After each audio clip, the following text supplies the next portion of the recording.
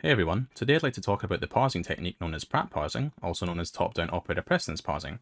And so this is a technique that we can use to sort of endow any top-down parser with increased recognition capability so that we can parse all kinds of different expression-orientated sublanguages which may involve different kinds of operators which are prefix, infix, postfix with different associativity rules and precedence levels and stuff like that. So it's a very general technique, and in fact lots of techniques that came after this or are very similar to this can be seen as an instance of this, or otherwise the Pratt parser can be seen as a generalization of those techniques. And namely those techniques are things like precedence claiming, which we're going to learn about in this video. And so this paper's from 1973, and I really recommend reading it as background. But the reason that I'm making this video is that I think that Pratt parsing is quite a straightforward technique, but a lot of resources embellish the idea with lots of different things. So hopefully you don't view this video as too reductive based on what I'm focusing on, which is effectively Pratt parsers as an operational construct rather than some kind of mumbo jumbo scientific thing. Because I really think that this diagram here sort of encapsulates the whole idea, and then beyond that, the task of learning Pratt parsing is about becoming familiar with this and seeing how it works in your head. And we'll be able to see beyond what we see in our head in this video because I produced a visualization tool. And to quickly show you the kind of thing that we're going to be looking at in this video, let me put in a general expression here. And so this is the token stream, and we'll come to see what these numbers mean very soon. But if I quickly step through this without going into any detail about what you see on screen, at the end we will have the abstract syntax tree that we expect, right? Where we have the general convention rules from mathematics that we evaluate this before we evaluate the other stuff, right? We evaluate this multiplication before any of the additions take place. And you may have learned this in school as the general rules around, let's say, BODMAS or PEMDAS. There's all kinds of different acronyms to encode this idea. But we have to deal with that in programming languages as well. And we usually don't want to, defer to parser generators, such as shift-reduce parsers, just for this, because it's actually quite straightforward. We don't need to use any clever formalism. We can just use Pratt parsing. All right, so let's get started on talking about the general shape of a Pratt parser. So let me get this into some state, and then we'll talk about it. Let's go to about here. Right, so this is kind of the call frame. So each of these rectangles that you see here is an invocation of the parser, and the parser here is called expression, or expr for short, and we give it an argument. So this argument here, it's known as the right binding power, but some people call it the limit because you can basically write Pratt parsers that are more general than only infix stuff. So talking about right binding powers may not be relevant to some constructs. But usually what parsers do, and then things like say GCC and Clang, usually what happens is the capability to parse expressions relies on some precedence claiming formalism, like maybe Pratt or something similar, but the rest of it is just a very typical recursive descent parser. So we can actually sort of isolate the complex part, and I call it complex, but Pratt parsing, I hope you see by the end of this video, it's quite a simple construct really, or concept. And yeah, so we can isolate this, but let's talk about what we're actually doing here. So let's move on a little bit further. Yeah, okay. So the general shape, as you can see from the paper, is that we have this is like a state diagram here, or a sort of control flow diagram in a sense, but we're producing something called NUD, and we'll learn what that means, and then we sort of advance, run, and we have a sort of test here to see if we continue going through this loop here, and this loop involves doing something called LED, and so very quickly I'll tell you what these mean. So NUD, as you can see here, and LED, as you can see here, these, these are both, suffixed with D here, because the D in von Pratt's paper stands for denotation. But that's just kind of a clever way to say what is the meaning of this. So how can we produce a meaning of this given some parameters, right? And so at the start of all these parsers, we're always going to produce what we call a NUD, otherwise known as a null denotation, based on the token that we immediately see. This is always going to happen when we invoke the parser, whereas these steps here are actually optional, and they're optional based on a guard here in this loop, which can be expressed in many ways, and we're going to express it a tiny bit differently in this video. Actually, are we? Yeah, ever so slightly. And we can have sort of a bunch of number of steps that also advance on tokens here and produce what we call left denotations. So the null denotation of this token A, which is this one here, this just so happens the implementation of this, which matters, just produces basically a variable token with the name A, which is this node right here. And it's kind of difficult to visualize this, maybe, like the right-hand side of these expressions, without actually seeing the source code for the parser. Later on in this video, though, you will actually implement this, right? Because it's really quite straightforward. And I've already got like an algorithm skeleton set up for us to use, and hopefully we can refer back to this and maybe the paper to talk about that. So as you can see here, hopefully it's quite obvious, but perhaps not. Each invocation of this is using the thing that it just produced, right? So we're kind of folding into something, and what we're folding into, Pratt calls the left, right? So we basically produce an initial left using the null denotation of the token that we've seen, which may involve calling the parser again, which it will in our case, but not for tokens, right? Not for identifier tokens. But it will do it, for example, with left parentheses, because we want to produce like a grouped expression. So we'll have to basically see what's in the middle of two parentheses, right? Two brackets. But we'll keep it simple here in this visualization to make sure there's no sort of hidden details on the right hand side, apart from those that are sort of required, which is in left denotations. So the basic idea is that we always produce a null denotation to sort of get started, and this provides an initial value to left. So this is the L0, the left 0. And then, you know, through a bunch of rules, we determine whether or not we can produce new versions of left. And I say new versions of left because, as you can see, we're kind of passing in the thing that we produced before, like these are equal. So we can kind of say formally that L of I plus 1 is going to be produced using a left denotation of L of I, assuming I is greater than 0, right? And what that basically means is that there's some rule that we can use to advance on tokens and produce left denotations, and that rule is what the binding powers are for. So as you may have noticed, there's superscripts here that encode integers, and these are the left binding powers of these tokens. And by left binding power, it's basically whether or not we can produce left denotations of it. So if we reset this parser here, we've called it with 0 as the right binding power, and now is a good time to talk about the rule, how we compare these, right?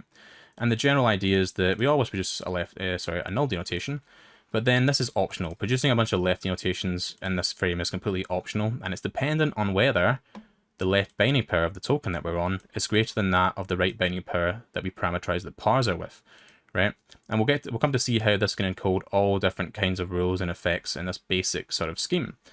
So as you can see here, we're just about to produce a left denotation of plus, where left is A. So we're basically going to say, how can I get A as a left subtree and something that's this operator? So this is the sort of the label with this on the left, and what would come on the right? So that's what we're going to be doing in the left denotation of plus. We're going to be producing something by parsing the right hand side.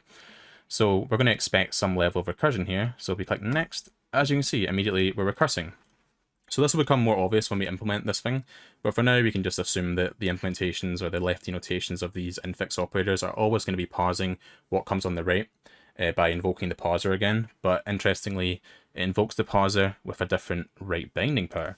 So the different right binding power here is actually, to put simply, it's to limit how far these invocations can go, or rather just this invocation, as we could invoke it again with some other thing to completely undermine this. But that's kind of untypical, hence this technique's known as precedence claiming, because they're only going to start to recurse with larger numbers usually, and that's the claiming of precedence levels. So that means that we don't go too far, and we only basically parse what is strong enough to be parsed. So in this case, we're going to produce a null denotation to start off, you know, the right hand side. You know, this right hand side, you know, we're going to produce a right hand side for this plus operator. So we're going to start on this B. So immediately we're producing a null denotation of this B. And as I said before, these for identifiers are just going to produce variables with the relevant names. And that is what we see right here. And so if we look at this, the reason that we're going to start to produce a left denotation related to this operator here is because this superscript here is greater than this, otherwise known as this left binding power wins out against the right binding power of the parser. And so when I say the right binding power of the parser, I really mean the right binding power of whatever we've just parsed, right? So that's why it's kind of confusing, right? So we're always going to produce a null denotation, but it's actually just saying that this wins out against this, right? So we're going to associate this B with the denotation that involves this, which basically results in the effect that we would parse this kind of substring of tokens before we result in an AST node that incorporates this side, right? And we'll see what that means very soon. So because the left binding power of the multiplication token is greater than 2, which is the left binding power of this coincidentally, and we'll see why that's important soon, we're going to start to produce a right hand side for this, right? So the left denotation of this infix operator, just like this, also tries to find the right hand side, but it invokes it with even a larger one, right? An even larger one, an even larger right binding power. And again, as usual, we produce a null denotation always, and simply here it results in C. Badging C is immediately finished parsing. This when this part here gets populated, it means that this is the result of this entire invocation, right? So we've actually just finished here, and why is that? Because the right binding power is free, and this operator here, this 2 here, is not greater than that free. So we're not going to try to associate this C as the left-hand side of something associated with this plus, right? So that the left binding pair doesn't win out. And that's why we stop parsing here. So this is where we immediately return and we get this sort of sub-result, right? This subtree. And then if we're in this state, back in this parser, we're still operating on the same token stream. So we look at the next token. So this token's left binding pair is 2, and that is not greater than 2. So we're actually going to stop here as well. As you can see, we stop here. And that stops us having the problem again, just like in the other case, where this C would be interpreted with a denotation that puts it on the left-hand side of something, right? Because we know that this wins out. We basically invoke this in a way that we don't win out. But interestingly, if you remember from before, when we did this, we actually called it with the same number, right? And the rule is that the left binding pair has to be greater than the right binding pair. So the numbers are equal will not be greater than, so they'll stop. And this results in left associativity, and hopefully I'll be able to make that clear why when we experiment with it in the implementation. So if we continue parsing here, where are we? We're going to, well, we can't incorporate this because 2 is not greater than 2, so the left binding pair can't win out against the right binding pair. So immediately return again. So now we're up here and we've turned. And I've made it so that the tool draws the parse tree or the abstract syntax tree for basically changes to the top level left, right? So that's the kind of the general steps if we're going to do it, because I don't want it to be a bunch of intermediary trees appearing on this right hand side. I want it to be what we're actually folding into the entire time. So we get it here. And now just again, as you can see here, now that we've returned up, now that we've sort of climbed down the precedence, we're back into the context where the right binding pair is 0, which in effect can merge most of the tokens in our token set, because the left binding pairs are basically greater than 0, apart from this sort of special case where it doesn't matter, and this special case here. I haven't mentioned it, but this is the end of file token. So we kind of expect that basically nothing ever touches this. We want to basically parse all these tokens, and then for this to always be at the end to make sure that we've seen everything. And it's common to use this dollar symbol, and this is sort of from parsing literature, so it's very common. So if you're familiar with that, you wouldn't have been confused about this. So now we're back here in the top level annotation, and we're looking at this. So 2 is of course greater than 0, so we are going to have to try and associate this previously produced left with something where this appears on the left of this plus symbol. So that is what we do. Exactly that. We have this left here, which the left previously produced, i.e. to produce L2 we use the result of L1. And it's relative to this, and again, this invokes the parser to produce the right-hand side. So it invokes it with 2, which is actually just so happens to be the same as this. And as I say, it will become clear why this is the case, and it's actually to make sure that this plus is left associative rather than right associative. Because if it could be the case that we could win out here, then if we had a bunch of these, like A plus B plus C plus D, it would be the case that we try to produce a left denotation of something on the right before we return up the stack, basically, which would result in us parsing the right-hand side and then basically putting it in a subtree on the left and continually doing that, and we would have something that appears to be right associative, which is not what we want. But sometimes we do want that, and we'll maybe see cases in the future, in future videos, where that is the case. For example, if you're parsing types in a language like Standard ML or OCaml, we typically use an arrow operator, and it's the same in propositional logic actually. If you have like X implies Y implies Z, this is actually the X implies Y implies Z, right? So the Y implies Z part would be deeper in the abstract syntax tree, and the way that you achieve that is by lowering the number, right? Lowering the number so it can be endeavored upon in a subparse. All right, so if we come back to the actual example that we're looking at, we're always going to produce a null denotation. So we produce this D, and then we look at this. It can't win out because -1 is not greater than 0. So immediately stop, as we've already seen it stops here, and it returns up and puts D on the right-hand side of this, and that completes the parse, right? That is us now finished, and I think for good measure, we'll fill in this bit as well. And there we go. Now we have the abstract syntax tree. So let's move on to an OCaml implementation to kind of see how we can do this in code. So I produce a very simple project here. It may not look simple, it's kind of hacky, but let's quickly go over what this is actually doing. Let's start out with the kind of essentials. I've got a Dune file, which maybe uses a preprocessor to produce show of some type, and this is used for the tokens because I'm very lazy. And I have a parser, a lexer being generated as well, and this lexer is just what you would expect. It ignores white space, it turns alpha characters, alpha characters grouped together into identifiers that are basically the token representing identifiers, and these get turned into variables, and then I produce integer ones as well with digits and so forth, and I've got all of these operators, right? Or rather just general tokens. These ones here are infix operators. As you can see here, I've got an example. I've got a few of the operators that I didn't actually show, but we'll see how we specify left binding powers and what kind of effects we can have it when we fill in this parser. So I try to keep this as imperative as possible so that people who don't do functional programming can follow this video as well. But this lex function basically takes the string comprising the user's input, so the actual thing, and tokenizes it and puts it into this array, or sorry, this list. So it sort of does it in reverse, of course, because I don't want it to be quadratic. So I use recursion and basically just effectively just a loop here, and I put the fresh token that we've just parsed on the front, and then at the end I reverse it so it's in the correct order that we actually saw it in the lexer. And then I've got some basic primitives here like current and advance, and hopefully you can guess what these do. Current just takes the head of this tokens list, i.e. what are we currently looking at the very start, and advance says, all right, forget what we were just looking at, I want to see what's next, right? So we can imagine that this is a sort of very imperative construct. And now I've also got an expression submodule here, which is just what we're going to use as the result of our parser. This is what we're going to be building. And then I have the general shape, right? So this is the actual parser here. I've got a wrapper around it that just does the lexing thing, and then basically prints all these tokens. So if I quickly show you this, it prints all the tokens that we've seen, and then it tries to actually parse it with an initial right binding power or limit as 0. So that's what we have, right? But it fails because this is just like what we're going to fill in the process of this video. All right, so remember back to Pratt's paper where we have this kind of general shape of a loop. We're always going to be producing a null denotation. So let's fill in this kind of loop, right? So the first thing I'm going to do is we're going to look at the very first token, which is the current token, and then immediately we're going to advance, right? And the reason for this is so that it makes sense in the null denotation that we can immediately move on. Sorry, no, that's not true actually. Is it true? Okay, whatever. But we have left, and so we're producing the initial left based on the null denotation of what we're seeing. So let's do that. We'll call nud, right? And this just expects a token, right? This is this function here that we'll fill in. And this expects the token that we've just seen. So let's say first.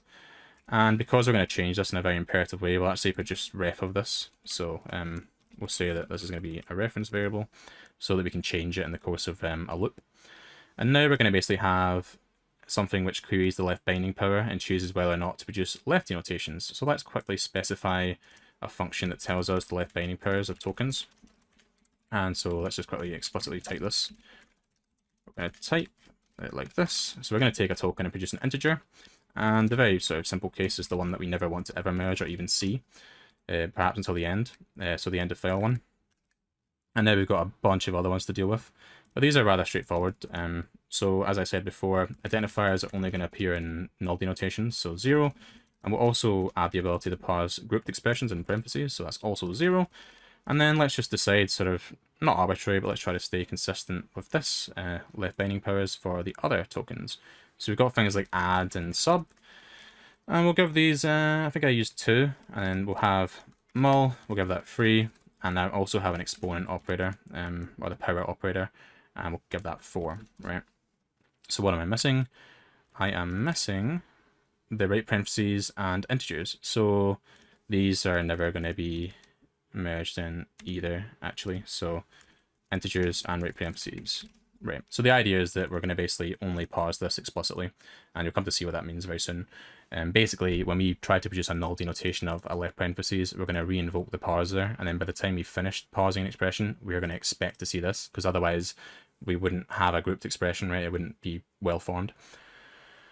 All right, so we produce an initial null denotation to produce this first left, and now we have to query the binding power of the next thing. So that's why I kind of advanced this here, but it doesn't really matter. It basically just means that when we produce a null denotation, I advanced it here so that we can immediately start. So you'll see this in the grouping case that I just mentioned.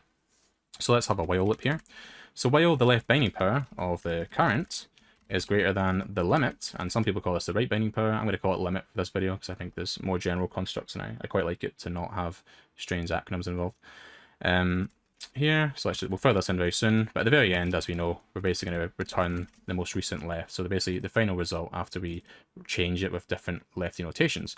So now inside the body, so if we have decided that the token, after producing some null denotation, its left binding power is greater than the current limit, then we basically advance. So we check the next token, so we get the current token, and then we advance, and then we modify left to produce a left denotation, given left, so this is just dereferencing this reference variable, with that token that we saw. And that is all we need, right? That is the entire shape of the Pratt parser, and it's explicit as possible, I hope, and that's why I've used sort of imperative constructs. You can do this in different ways. I believe it's common in parser combinators to actually just work on a stream of like code points or characters. So you would actually parameterize the parsers with a list of tokens that you see, and then the result would basically be a pair of the thing you parsed and the rest of the list, so you can continue parsing. And that's quite nice, but for this, we'll keep it very simple and very imperative so that other people can follow along who maybe aren't familiar with functional programming. And as you can see here, if we actually run this parser now, we've got a very nice case where, because I've added these nice error messages, we can immediately start to fill in the things that are missing. So we've got no null denotation for A, so let's quickly add that in. So we're going to pattern match on the token. So we have an identifier with the name X. Let's just say that that produces a var, right?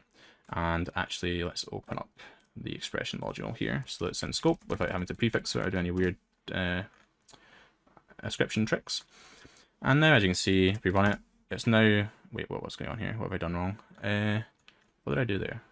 That's bizarre. What have I done? Oh, I see. We need to actually we need to bind this because it's no longer returning something that's anything, because this obviously fail with. All the cases before were fail with, which actually has the type of anything as its result, so you can put it anywhere and just fail. So now we're going to parse it, and let's just say that once we parse something, we're going to print what it looks like. So we're going to show the expression. Alright, great. So now if you run it again, now it's saying we have no left denotation for the add thing here. So we basically produce we produce a null denotation of this, so this is our initial left. So if we kind of show this case, what does this look like? A plus B plus C plus D. So A plus B plus C plus D, whatever. We're basically at the point where we've done this, right? And now we're trying to do this. So this is the thing that was kind of difficult to visually emphasize before, but it's actually what the sort of semantics regarding different left denotations do. As I've tried to show or explain, this is going to try to find the right-hand subtree of this as the operator, right? So we know that A is going to be the left-hand subtree, so now it's about finding the right-hand subtree.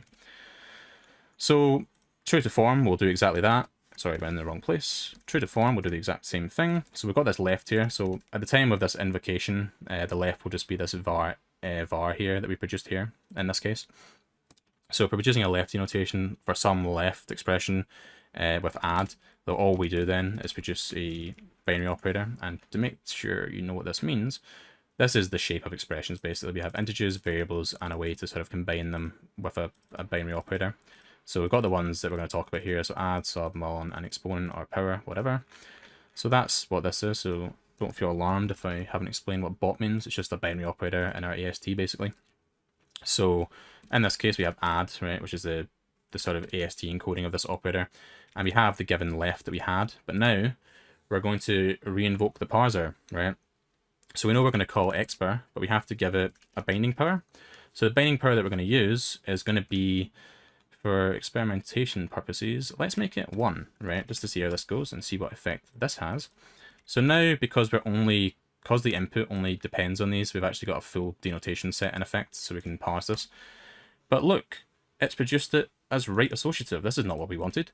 And the reason is that when we reinvoke the parser with 1, this means that this operator plus, this means that this can win out, right? This means that we've produced a null denotation of B, but because the current invocation right binding power is 1, this having a left binding power of 2 has won out. So it's trying to pair this B with whatever we pass here, which is not what we want. So as you can see, very conveniently, if we use 2, which happens to be the same binding power as the thing that we're seeing, we now get left associativity. So that's why Pratt parsing is very powerful, because you can kind of play around and play a numbers game, almost like puzzle solving, to get the thing that you want. Obviously, there's various ad hoc extensions that are out with the sort of scope of this video, and various software engineering sort of abstractions that you may wish to use to make this a bit less, you know, like a magic number here, right? Because this is kind of, someone reading this wouldn't know that this is related to this. And now we can start to produce left denotations for the rest of the tokens. So these are actually very similar. So for subtraction, we have a very similar idea. For multiplication, it's a very similar idea, but subtraction, we actually keep the same, but we change what we produce, obviously. And for multiplication, we don't want it to be 2, right? So let's see what happens if it's 2, by making this example a bit more apt, or a bit more relevant. So let's say A plus B times C plus E. Let's see what happens if this is the case. Oh dear. Wait, sorry. No, this needs to be producing mul. We actually end up getting the correct thing, but if we try to associate it with something that doesn't win out, or would win out, by putting this here, for example. Now we have the same case as we had before, where this is now looking to be right associative, which is not what we want. So we bring it down, or sorry, we bring it up to 3 so that we can't associate with ourselves, meaning that we can't try to produce a lefty notation that kind of pulls focus away from the thing. So now we have what we want. So very quickly, for a bunch of rules for lefty notations and a basic skeleton algorithm that we effectively just took from this diagram, we didn't even read the full paper, we just stole it from this diagram, we now have something that actually parses, you know, most of the thing that people get stuck on when they're starting out writing compilers and stuff like that. So now, again, I think we have an exponent operator. So yeah, we'll just do it like this. This is going to produce an exponent of some left. And how do we get the right-hand side? Well, we know that the left binding pair of exponent is 4, but you know, we can invoke this with anything really. We can make it 10, right, just for illustration purposes. And if we change this example to something a bit more serious, a bit more relevant, let's make it so that we have a C here, but this B is going to associate with 1, or sorry, 2, and then 3.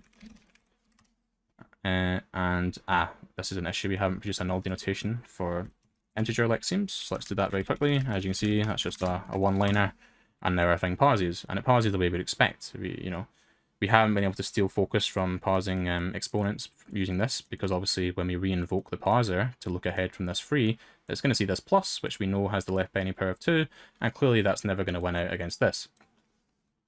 So there's relative binding pairs you can use, and you can kind of just shift them around to get different effects, and that's why this system is often used for things like user-defined operators and user-defined fixities and associativities and precedents and all that sort of stuff, as opposed to parsers that are rather fixed. So for example, in standard ML, many implementations use an LALR, so a look-ahead left-right parser, which is a shift-reduce bottom-up parser, to parse the sort of the general language, but the actual expression sub-language, because we have a way to use something called stuff like infix-R in standard ML. And we need a sort of more general way to fix up the tree. So I believe most parsers use, most implementations of standard ML compilers do something a bit like Pratt. And the same is true of Haskell and stuff like that as well. They use a generator, so they have to fix it up in some way at the end, or sorry, before they get started in proper compilation to resolve all of these user-defined syntax things. So let's just put this as 5, right? So it's greater than 4, so we can never win out with ourselves. So we get this. So yeah, so now the only thing really remaining, from what I can see, is the thing that I spoke about at the start of grouping expressions. So let's do that to kind of see what I was talking about. So we have LPAR here. Actually, let's quickly motivate a case where this actually fails, so we can see as if we're solving the problem very quickly, as if we've done something great, right? So where would we want to win out? Let's say A times, and usually this would have a stronger precedence, but because we're going to break that using this, we're going to basically undermine this. We're going to basically undermine the imposed precedence for the right-hand side, or the imposed right binding power, when we're producing a lefty notation of this, by recognizing that this is the null denotation, and then its interpretation will undermine that, so it's going to change the binding power in its recursive invocation. And that was a bit of a mouthful, but hopefully that'll be quite obvious in a second. So here we have, there's no null denotation for the left parentheses, so let's go here and do it. So let's quickly just show you where we are so you can understand why we advanced in the top loop, right? So if we get to here, I'm going to show you what we're actually sitting on. So as you can see here, once we've tried to see this, we're already on B, which is right inside of here. So that's why we advanced here, right? So that was kind of unclear. I think I sort of fumbled my words at the start, but that's why. It's so that we immediately are beyond the thing that we're producing a null denotation for, so we can immediately start pausing what comes after it without explicitly advancing. But you can structure this in any way you want, really, and people do, in fairness. I've seen lots of different implementations where they have different rules around when to move and advance and stuff like this. Right, so now we know we can actually just produce what's in the middle. So we're going to re-invoke the parser, but now we're going to sort of reset the binding power. We're going to say 0, right? So this is the same as the top level invocation here. And the idea is that we can now sort of reset it and parse whatever's in here without caring about the imposed constraints imposed by the left denotation of this. So where are we? Here. Now, I should have kept that line, so I'm going to show you where we are. So token.show of the current token. So we're going to try pause an expression and see where we are. Whoops, we haven't used this. Yeah, I don't know why this is bothering. It shouldn't, that shouldn't really matter because of that, whatever. So there we are. As you can see, we're now on the right parentheses, so we never merged this via left denotations, which is why it doesn't really matter that this is 0 and can never actually be merged, because we're only going to ever see it here. So to try and do error handling here, usually I just advance over it and just assume that the user's provided the correct thing. But for you guys, I will go ahead and actually match the current thing, right? And if the current thing is a right parentheses, then we advance over it, right? We advance over it, and then we yield the expression inside of the parentheses, because obviously that only exists as a sort of syntactic trick to group things correctly, to sort of override what could be imposed by surrounding operators. And otherwise, it's a parse failure. Otherwise, we've made a mess of things, and let's just say expecting right paren. Now, as you can see, we've got what we wanted, where this plus is associated correctly with B and C, as opposed to this somehow stealing it, this somehow stealing the B, which would be the case if the parentheses weren't here. And because this is just a regular parser, we have the exact same kind of rules in here. So, for example, this B times C will still associate correctly because we just invoked the top level parser by resetting the right binding pair inside of here. So we call the parser again, and then we see this, and that implies that we've seen a true grouping expression, and we just yield whatever we parsed here. So that allows us to solve all of the problems. So hopefully this has been a good introduction to Pratt parsing, and hopefully this diagram here, this visualization tool, hasn't been too difficult to comprehend. But that is exactly spelling out the call trace of this program that we've just written, right? Which is a very simple program, really. We have a sort of a consumption loop where we only consume the next token and produce a left denotation if it wins out. If its left binding pair wins out on the current right binding pair, also known as the limit, then we will try to interpret it as some way to put the current left on the left-hand side of something, right? So as a quick note, we've got 0 as the binding pair on identifiers, but various parsers will want this to not be the case, or maybe not 0 in particular, but they'll want it to be greater than the top level limit or right binding pair. And that's because Pratt parsing is actually very good for parsing functional languages where you have application of terms via juxtaposition. So by two terms being next to each other, that implies that the one on the left is being used to apply a function to the term on the right. So that's kind of an annoying part of using generators for functional languages, especially ones that are bottom up, because you have to then encode a bunch of precedence rules that are very kind of complicated to make sure that it actually reduces there and doesn't try to shift the token, or sorry, the token occurring after the right hand term, which isn't usually what you want. And that involves all kinds of factoring of the grammar and all kinds of complex relative precedence declarations and applying them on different productions and all these sorts of things. But hopefully this is enough to sort of get people started and maybe understand what Pratt parsing is all about at the very core. As I said at the start, I really didn't want this video to be reductive in a sense from the actual technique, and that's why I've referred to the paper quite a bit, well, not quite a bit, you know, this diagram quite a bit inside the paper. And the purpose of this is to kind of show that it's a general technique. It just involves a null denotation and then a loop that's guarded by some condition, which generally talks about binding powers between terms and imposed binding powers from the recursive invocations of the parser, and produces left denotations and eventually stops and returns the final left. So that is the whole shape of a Pratt parser. And actually, if you go online and you go onto like operator precedence parser Wikipedia page, you'll see something that's very similar to this, right? So this is what I mean, that everything else is kind of an instance of this. So if you understand Pratt, you'll maybe begin to understand how this works, you know, assuming this is even correct in the first place. So yeah, hopefully that's enough to be able to follow along with the video that I wrote previously, or maybe not follow along, actually, I should say, create a parser for the accompanying parser for a video that I created recently about compiling binary expression trees, or sorry, arithmetic expression trees to LLVM. So now you should be able to produce a front end for that, and you would just invoke the expression parser after, you know, inside of the general recursive descent scheme, which is for all of the other kind of tokens about function definitions. So I'll link that video in the description of this one. Anyway, I hope you guys enjoyed this video, and if you have any comments, I'd love to hear them, so comment down below. And yeah, if you want to see any other kind of topics or different sorts of me stepping through this for different types of languages, also comment, because I'd happily do it for Lambda calculus, and I may end up doing it for that anyway. I plan to make more videos about writing compilers for different types of languages, and I feel that Pratt's a very good one to get viewers comfortable with. But obviously I'd also like to make videos about parser generators, and typically I like the ones that are shift reduced, so they're quite interesting as well. But this one here is a very good one for people getting into the field. It's very powerful, as you can see. I don't really know the current running time, but we basically filled in a skeleton here based on the shape of a diagram in a paper, and then we produced a bunch of sensible denotations and talked about why we would put these numbers here. So you can actually codify or tabulate this information somewhere so that it makes sense, right? Maybe you'd associate this with a specific right binding power, so that it's more evident in the code and not just a magic number here. But anyway, as I say, thanks guys for watching, and I hope this was helpful for some of you.